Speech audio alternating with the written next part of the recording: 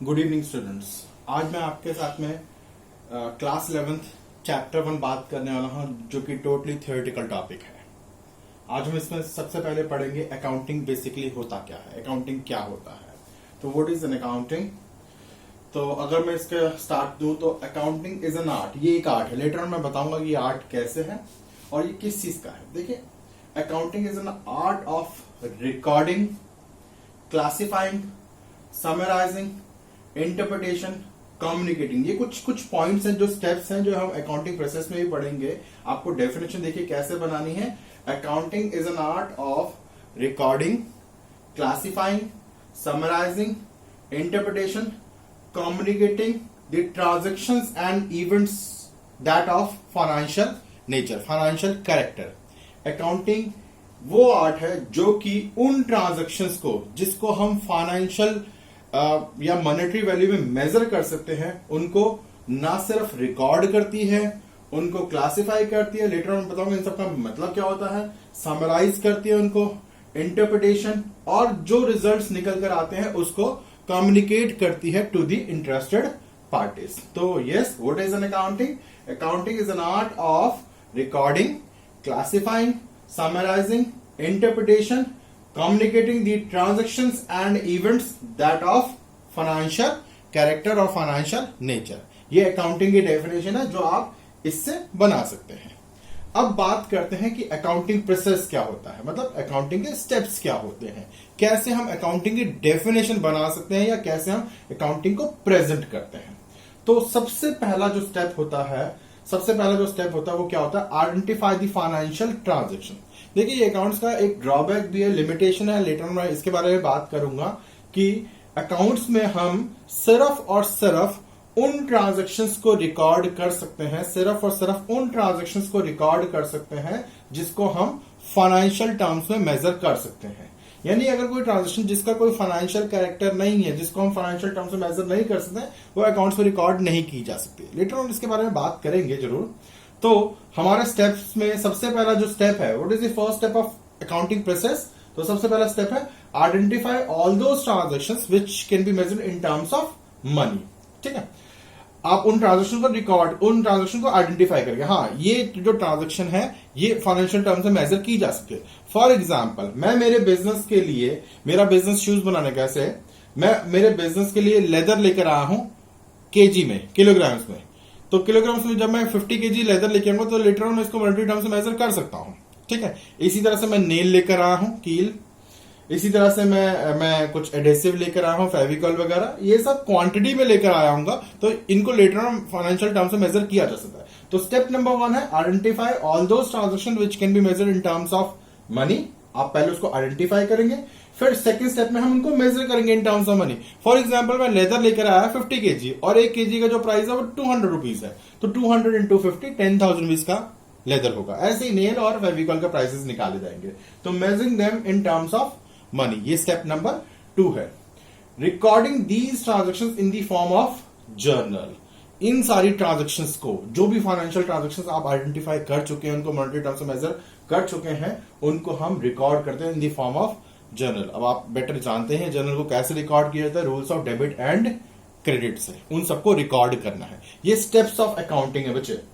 उसके बाद इनको क्लासिफाई करते हैं, बेसिकली क्लासिफाई क्या होता है, कुछ बच्चे जानते हैं लेजर क्या होता है, बट क्लासिफाई का एग्जैक्ट मीनिंग, जो जिन बच्चों को लेजर के बारे में कोई आइडिया नहीं है, grouping of transactions of same nature eight one place. जो एक ही तरह की ट्रांजैक्शंस होती है, जैसे कि कैश से रिलेटेड ट्रांजैक्शंस है तो उसको एक जगह रिकॉर्ड कर देना है, ऐसी परचेज से रिलेटेड ट्रांजैक्शन को एक जगह रिकॉर्ड कर देना है, सेल्स से रिलेटेड ट्रांजैक्शन को एक जगह रिकॉर्ड कर देना है। तो grouping of transactions of same nature eight one place is basically classified होता है, जिसको हम लेजर भी बोलते हैं। ठीक है, तो एज ऑफ नाउ अगर आपने जर्नल रिकॉर्ड कर लिया है, फिर उसको क्लासिफाई भी कर दिया है, बट फिर भी जो ऑब्जेक्टिव अकाउंटिंग है वो फुलफिल नहीं हुआ। ऑब्जेक्टिव भी हम बात करेंगे। ऑब्जेक्टिव बेसिकली क्या होता है, to know the financial results और फाइनेंशियल पोजीशन। वो इन दोनों से तो नहीं पता लगेगा, रिकॉर्डिंग और क्लासिफिकेशन से तो नहीं पता लगेगा, तो उसके लिए समराइज करना पड़ता है। वो समराइजेशन बेसिकली क्या होता है, presenting the classified data that is understandable to the interested parties. Data को इस तरह से प्रेजेंट किया जाए क्योंकि अगर आप डाटा को सिर्फ जर्नल में रिकॉर्ड करके या क्लासिफाई करके छोड़ देंगे तो वो जो ऑब्जेक्टिव है अकाउंटिंग का वो फुलफिल नहीं हो पाएगा। तो उसको प्रॉपर मतलब जो जो ऑब्जेक्टिव है उसको फुलफिल करने के लिए आपको इनको समराइज करना पड़ेगा। मैं आपको बता देता हूं, समराइजेशन में बेसिकली आपको प्रॉफिट एंड लॉस अकाउंट बना के दिखाना पड़ेगा, लेटर स्टेज है हमारे कोर्स में, और फिर उसके बाद आपको बैलेंस शीट भी बनानी पड़ेगी। तो ये समराइजिंग होता है, ठीक है। देन उसके बाद interpretation and analyse.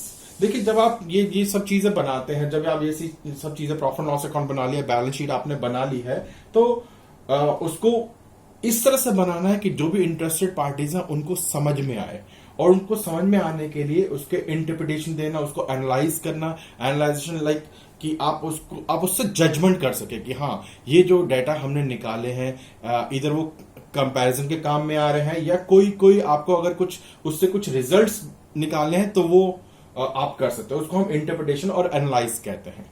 And finally communicating the results to the interested parties. ये जो भी आपने अकाउंटिंग से रिजल्ट्स निकाले हैं अभी तक, उसको इंटरेस्टेड पार्टीज को आपको कम्युनिकेट भी करना होगा, वो भी अकाउंटिंग का एक स्टेप है। तो स्टेप नंबर 1 की बात करो तो identify the financial transaction followed by measuring them in terms of money, then recording, classifying, summarizing, interpretation and communicating the results to the interested parties. So first step identify the financial transaction और last step communicating the results. ठीक है, ये accounting की definition as well as accounting process है। So after the definition of accounting and accounting process, हम अब बात कर रहे हैं बुक कीपिंग और अकाउंटिंग में difference. Book keeping and accounting में डिफरेंस। अच्छा, मैंने आपको अकाउंटिंग प्रोसेस के बारे में बताया था। क्या था अकाउंटिंग प्रोसेस, ये हमारे सामने लिखा हुआ है, आप लोगों ने शायद इसको स्टडी भी कर लिया होगा। तो बच्चे अकाउंटिंग प्रोसेस से ही हम इन दोनों के बीच में डिफरेंशिएट कर सकते हैं। ऑल्दो मैंने अकाउंटिंग की डेफिनेशन में सारे पॉइंट्स कवर किए थे, बट इसमें जो पहले 4 स्टेप्स हैं, वहां तक के स्टेप्स को हम बुक कीपिंग बोलते हैं। जो फर्स्ट 4 स्टेप्स हैं वो बुक कीपिंग के अंदर आते हैं। उसके बाद जो नेक्स्ट 3 स्टेप्स हमारे जो आते हैं वो बेसिकली अकाउंटिंग को कवर करते हैं। तो यही चीज को बेस बनाकर अब हम अकाउंटिंग और बुक कीपिंग में डिफरेंस पढ़ने वाले हैं, राइट, जो कि हमारे लेफ्ट हैंड साइड पे लिखा हुआ है। तो स्कोप क्या है इसका, बुक कीपिंग कहां तक होती है, टिल क्लासिफिकेशन। यानी अगर आप बात करें बुक कीपिंग क्या है, तो बेसिकली बुक कीपिंग में हम क्या कह सकते हैं, book keeping is concern with identify the financial transactions, measuring them in terms of money, और फिर उसको रिकॉर्ड करेंगे, then recording them and then classify them. ठीक है, तो बुक कीपिंग का जो स्कोप है वो टिल क्लासिफिकेशन है। और accounting it is basically concern with summarising, interpretation and communicating. वो मैंने आपको पहले भी बता दिया, ये स्कोप या डेफिनेशन कह सकते हैं। अब अगर स्टेज की बात करें तो बुक कीपिंग जो है वो प्राइमरी स्टेज है, मतलब पहले बुक कीपिंग होगी तभी तो आप अकाउंटिंग कर पाएंगे, और अकाउंटिंग जो है वो सेकेंडरी स्टेज है। हम यहाँ पे एक लाइन का यूज कर सकते हैं कि अकाउंटिंग तब स्टार्ट होती है जब बुक कीपिंग एंड होती है, it begins when book keeping ends. हम अकाउंटिंग में ये चीज ऐड कर सकते हैं।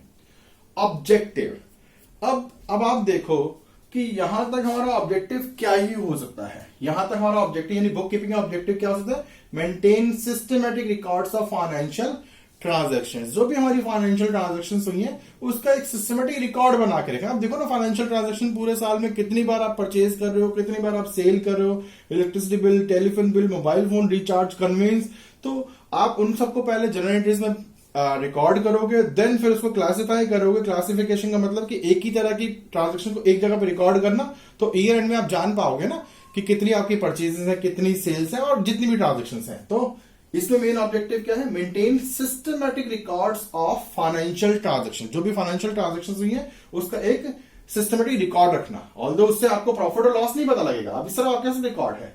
जो प्रॉफिट और लॉस के बारे में पता लगेगा वो अकाउंटिंग यानी बाकी के 3 स्टेप से आपको पता लगेगा। तो इसका जो ऑब्जेक्टिव है to know the financial results as well as financial position, वो अकाउंटिंग से ही पता लग सकता है। बुक कीपिंग में जो जॉब होता है, नेचर ऑफ जॉब, वो रूटीन है, वो रूटीन जॉब है, मतलब ऑलमोस्ट आपको रोज ही करना पड़ता है। रोज ही आपको जर्नल पास करना पड़ेगा, रोज ही आपको लेजर्स बनाने पड़ेंगे जो क्लासिफिकेशन है।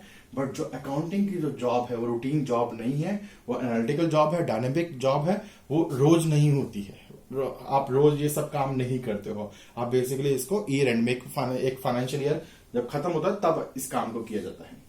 बुक कीपिंग क्योंकि रूटीन वर्क है, उसको जूनियर स्टाफ भी परफॉर्म कर सकता है। हम में से काफी बच्चे जो लेजर अकाउंट तक कर चुके हैं, इसका मतलब उन लोग को बुक कीपिंग आ गई है। तो क्लास 11th में अगर आप first month of your studies अगर आप ये सब सीख जाते हैं तो इसका मतलब आप जूनियर स्टाफ की रैंक ले सकते हैं। बट जो अकाउंटिंग का जो मेन काम है वो सीनियर स्टाफ ही कर सकता है। ठीक है।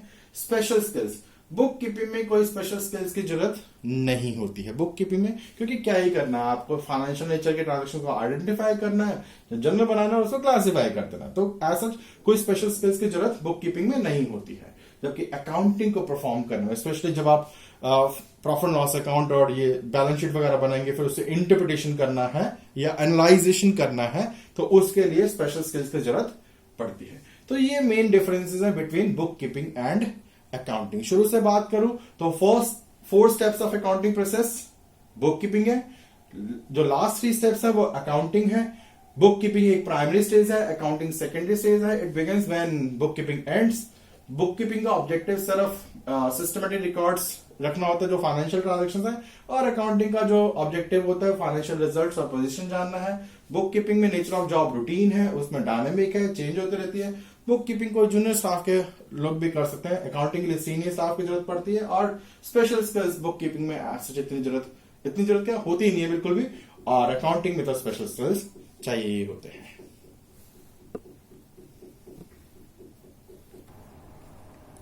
तो स्टूडेंट्स, नेक्स्ट हमारा टॉपिक जो ऑलमोस्ट सेम है, objective of accounting and advantages of use of accounting. तो अगर हम इनमें से एक भी टॉपिक कर लेंगे तो दूसरे को करने में हमको बहुत हेल्प हो जाएगा।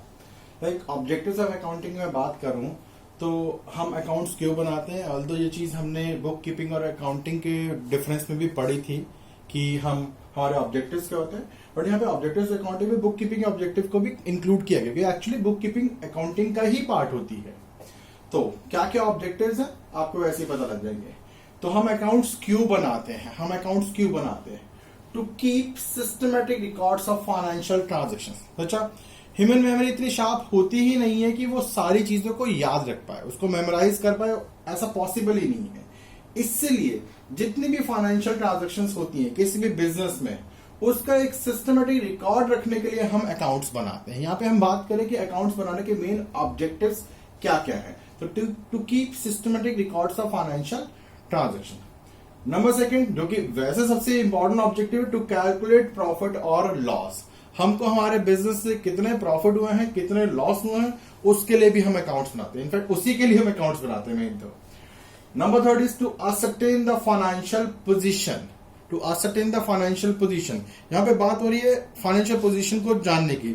फाइनेंशियल पोजीशन का मतलब हम कहां स्टैंड करते हैं, हमारी कितनी एसेट्स हैं, कितनी लायबिलिटीज। और एसेट्स में भी अगर बात करें तो कैश कितना है, बैंक बैलेंस हमारा कितना है, डेटर्स कितने हैं, लायबिलिटीज में क्रेडिटर्स कितना लोन लिया हुआ है, ये सब अकाउंट्स बनाने के बाद ही पता लगता है हमको। Next, to provide information to various parties. ये एक बहुत अच्छा सा क्वेश्चन बाद में भी हमने डिस्कस करना है इस चैप्टर में, आगे है ये कि अकाउंट्स में सिर्फ हम लोग ही इंटरेस्टेड नहीं होते हैं। देखिए, ऐसा नहीं है कि मेरा बिजनेस है तो सिर्फ अकाउंट्स में मैं ही इंटरेस्टेड हूँ, मेरे अलावा और भी लोग इंटरेस्टेड होंगे। अब आप सोच रहे हैं ऐसे कौन लोग हो सकते हैं, लेटर में बात करेंगे। तो उनको भी इंफॉर्मेशन देने के लिए हम अकाउंट्स बनाते हैं। Number 5, to know the exact reasons leading to profit और लॉस। देखिए, हमने अकाउंट्स बना लिए, हमको पता लग गया इतना प्रॉफिट हुआ है या इतना लॉस हुआ है, फाइनेंशियल पोजीशन पता लग गई, बट उन प्रॉफिट्स और लॉसेस के पीछे एग्जैक्ट रीजन क्या था वो जानने के लिए भी हमको अकाउंट्स बनाना जरूरी होता है। To ascertain the progress of the business from year to year. Accounts बनाकर हमको ये पता लगता है ना, मतलब कंपैरिजन कर सकते हैं हम बेसिकली अपने प्रॉफिट का अपने लास्ट ईयर उससे लास्ट ईयर के प्रॉफिट से, या अपने प्रॉफिट का अपने लेवल पे जो हमारे राइवल्स हैं, जो हमारे कॉम्पिटिटर्स हैं, उनके कंपैरेटिवली हमारा बिजनेस कैसा परफॉर्म कर रहा है उसके लिए प्रोग्रेस मेन देखने के लिए। To detect and prevent errors and fraud. अगर कोई हमारे बिजनेस में कुछ गलतियां हो रही हैं या कुछ फ्रॉड्स हो रहे हैं, तो अकाउंट्स बनाने के बाद, अकाउंटिंग फिगर्स को ऑडिट करवाने के बाद, चार्टर्ड अकाउंटेंट से ऑडिट करवाया जाता है, उसको ऑडिट करवाने के बाद हमको बेसिकली पता लग जाता है कि हमारे बिजनेस में क्या क्या गलतियां हो रही है, या क्या कोई फ्रॉड तो नहीं कर रहा है जो हमारा अकाउंटेंट है, कहीं वो कुछ पैसे चुरा तो नहीं रहा है। कुछ इस तरह से फ्रॉड्स को भी डिटेक्ट करने के लिए हम या प्रिवेंट करने के लिए हम अकाउंट्स बनाते हैं। तो these are the main objectives of accounting. दूसरी तरफ अगर आप एडवांटेजेस की बात करें तो ऑलमोस्ट एडवांटेजेस आपको ऑब्जेक्टिव से ही निकल कर आ जाएंगे। अगर मैं साइड बाय साइड बात करता हूं यहां पर किस लिए बनाते थे और बनाने के बाद क्या क्या बेनिफिट्स हैं वो डिस्कस किए। Provides complete and systematic records. हमने अकाउंट्स बना लिए, उसके बाद हमारे पास सिस्टमैटिक कंप्लीट रिकॉर्ड्स हैं। इन्फॉर्मेशन रिगार्डिंग प्रॉफिट लॉस हमको पता लग जाती है। इन्फॉर्मेशन रिगार्डिंग फाइनेंशियल पोजीशन हमको पता लग जाती है। इनेबल्स कंपैरेटिव स्टडी, जो मैंने बात की थी थोड़ी देर पहले कि हम अपने प्रॉफिट्स को अपने ही लास्ट ईयर के उससे पहले के प्रॉफिट से कंपेयर कर सकते हैं या अपने प्रॉफिट्स को अपने कॉम्पिटिटर्स के प्रॉफिट से कंपेयर कर सकते हैं। ठीक है, तो ये 4 पॉइंट्स यहीं से उठकर आ गए हैं। उसके बाद helpful in assessment of tax liability. आपको अपने प्रॉफिट्स के ऊपर गवर्नमेंट को टैक्स देना होता है। तो जब तक अकाउंट्स बनाओगे नहीं, पता लगेगा नहीं प्रॉफिट्स कितने हैं, या अगर आप ऐसी गवर्नमेंट को बता दो मेरे प्रॉफिट्स इतने, गवर्नमेंट उसको नहीं मानेगी। जब तक कि आप सिस्टमेटिक वे से आप अकाउंट्स को प्रेजेंट नहीं करोगे तब तक आप गवर्नमेंट को टैक्स नहीं पे कर सकते। तो उसका राइट असेसमेंट के लिए, टैक्स लायबिलिटी के राइट असेसमेंट के लिए भी आपको अकाउंट्स बनाने पड़ते हैं। Facilitate sale of business. मान लो आपको अपना बिजनेस किसी को बेचना है, आपको अगर अपना बिजनेस किसी को बेचना है तो आप उनको अपने अकाउंट्स दिखाओगे जिससे आपकी बुक बिजनेस की वैल्यू जज की जाती है। अगर बिजनेस की परफॉर्मेंस अच्छी है बट किसी रीजन से आपको बिजनेस बेचना है तो आपको apart from the business value आपको ऊपर से कुछ और पैसे मिलते हैं जिसको हम गुडविल बोलते हैं। तो उस चीज में भी अकाउंटिंग रिकॉर्ड्स जो हमको हेल्प करते हैं। हेल्पफुल इन रेजिंग लोन्स लेने के लिए भी प्रॉपर अकाउंट्स, क्योंकि जो भी बैंक या इंस्टीट्यूशन आपको लोन देगा वो आपके proper audited balance sheet check करके ही लोन देता है। Helpful in partnership accounts. अगर आप किसी के साथ पार्टनरशिप बिजनेस में आना चाहते हो, पहले 2 लोग 3 लोग अलग अलग बिजनेस कर रहे थे, अब वो सोच रहे हैं कि जॉइंट वेंचर कर लें, मिलकर काम कर लें, तो एक दूसरे के अकाउंट्स को देखकर ही ये जजमेंट हो जाएगा कि उसके बिजनेस की क्या वैल्यू है, मेरे को उसके साथ पार्टनरशिप करना है या नहीं करना है। तो यहां भी हेल्प करता है। और अगेन से helpful in prevention and detection of errors and frauds. तो आप अगर देखें तो objectives of accounting and advantages, या जिसको हम यूजेस ऑफ अकाउंटिंग बोलते हैं, ये ऑलमोस्ट सेम है और कोई डिफिकल्ट भी नहीं है। तो एक बार आप इसको भी पढ़ लेंगे।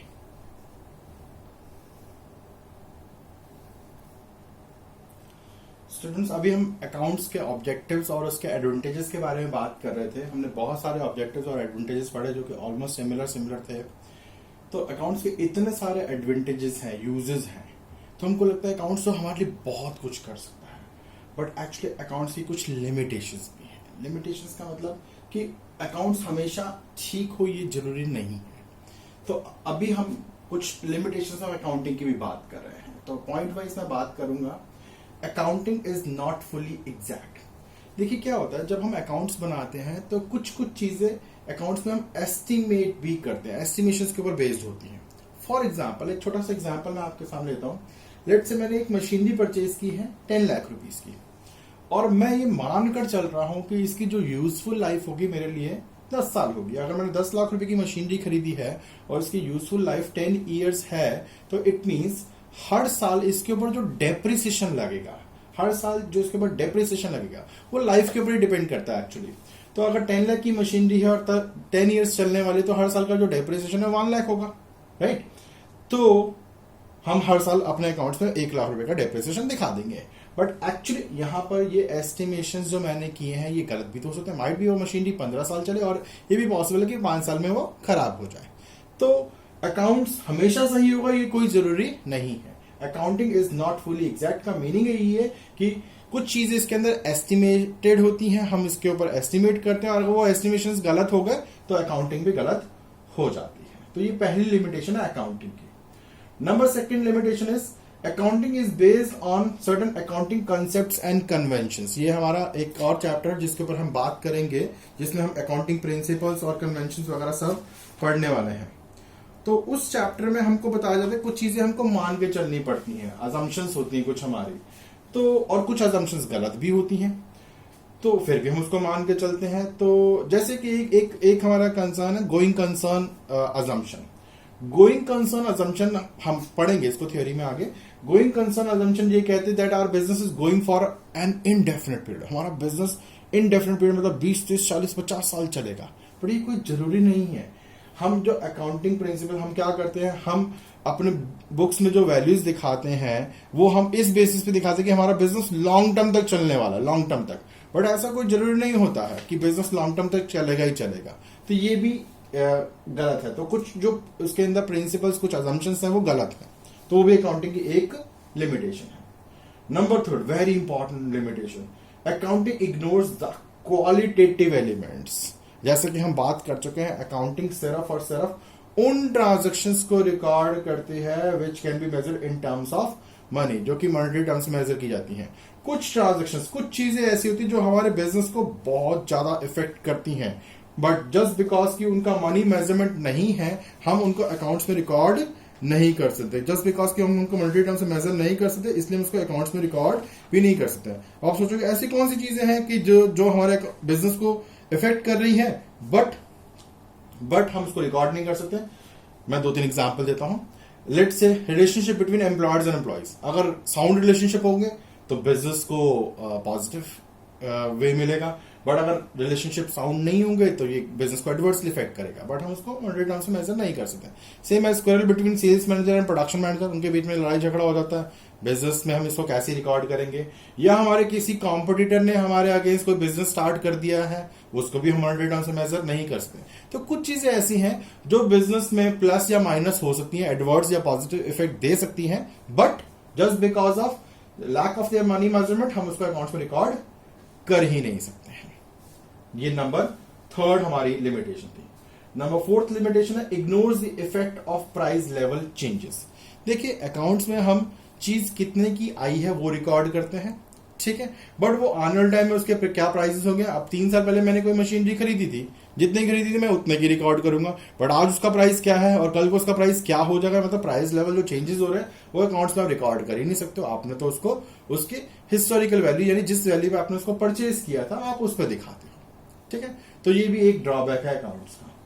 देन अकाउंटिंग में lead to window dressing. Third वाला जो इंपॉर्टेंट पॉइंट है उसी के तरह ये भी है, may lead to window dressing.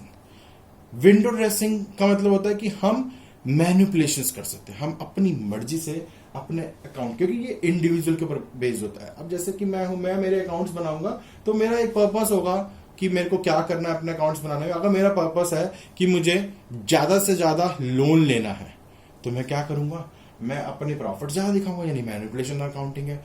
और अगर मेरा पर्पस है मुझे कम से कम टैक्स देना है तो मैं अपने एक्सपेंसेस ज्यादा दिखाऊंगा, मैं अपने एक्सपेंसेस ज्यादा दिखा के सो दैट मेरा जो प्रॉफिट्स है वो कम निकल के आएंगे और टैक्स कम देना पड़ेगा। तो मैं लीड टू विंडो ड्रेसिंग, मतलब आप अपनी मर्जी से अकाउंट्स को मैनिपुलेट कर सकते हो। And accounting data, accounting information में अनसुटेबल फॉर फोरकास्टिंग। फोरकास्टिंग का मतलब होता है फ्यूचर को प्रिडिक्ट करना।